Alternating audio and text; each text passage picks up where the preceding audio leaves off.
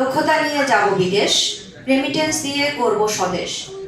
আমি এই আয়োজনের সাথে সম্পৃক্ত সকল অংশীজনকে জানাই নিরন্তর শুভকামনা।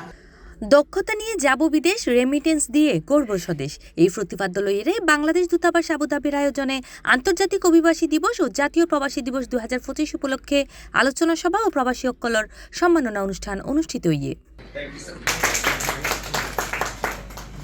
গত ডিসেম্বরের 21 তারিখ বাংলাদেশ সমিতির আলাইন কার্যালয়ত মেজে এই অনুষ্ঠানের আয়োজন করা হয়। ফিতাহারিয়ের অনুষ্ঠানের শুভ উদ্বোধন করে রাষ্ট্রদূত তারেক আহমেদ। আমার যদি $60 বিলিয়ন ইম্পোর্ট করতে হয় আর আমি যদি $45 বিলিয়ন এক্সপোর্ট করি, তাহলে $15 বিলিয়ন আমরা কোথায় পাই? আবার তারপরেও বলছি আমার ব্যাংকে রিজার্ভ আছে এত বিলিয়ন ডলার, তত বিলিয়ন ডলার কোথা থেকে আসে? এটা আপনাদের টাকা, আপনাদের পাঠানো টাকা। আপনারা যে বৈধভাবে টাকাটা পাঠান বাংলাদেশে ব্যাংকের মাধ্যমে, ব্যাংকিং চ্যানেলে, এই টাকাটা সেন্ট্রাল ব্যাংকে বিদেশ থেকে ইন্টারন্যাশনাল মেকানিজমে। অনুষ্ঠান কুরআন তেলাওয়াতের মধ্যে দিয়ে শুরুতে দিবস উপলক্ষে প্রদত্ত বাণীসমূহ ফাটগড়ির রওনা হয় এবং মন্ত্রণালয় কর্তৃক প্রেরিত প্রামাণ্য তথ্যচিত্র প্রদর্শন করা হয়। আলোচনা ফোরাম মেজে আলাইন বাংলাদেশ কমিউনিটির নেতৃস্থানীয় ব্যক্তিবর্গ এবং বিভিন্ন পেশার প্রতিনিধিবৃন্দ এবং সাধারণ প্রবাসী কর্মীগণ অংশগ্রহণ করে। এই সময় অনুষ্ঠানত মাঝে উপস্থিত আছেন কমিউনিটি নেতা শওকত ওসমান রানা, আতাউর রহমান আতা, প্রকৌশলী মাহবুবুর রহমান টিটু, নাসিরুল্লাহ নাসের, মঈনুদ্দিন আকাশ সহ আরও বোধকেই।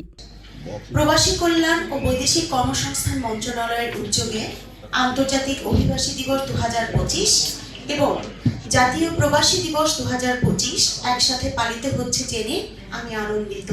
প্রবাসী ভাই বোনেরা আছেন, আমাদের যে যোদ্ধারা আছেন, তাদেরকে সেবা দেওয়ার উদ্দেশ্যেই আমাদের এই বিমানের পথ চলা। পাঠানোর অর্থ দেশের গ্রামীণ অর্থনীতিতে এবং দেশের অর্থনীতিতে বলেছে মসজিদ মস্ক করছি, আমরা চ্যারিটি করছি, আমরা অর্গানাইজেশন করছি, বাট আমরা পাচ্ছি না।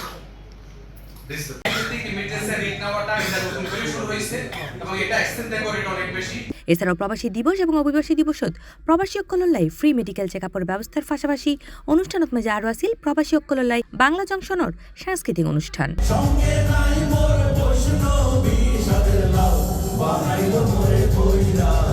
C+ TV Chittagong.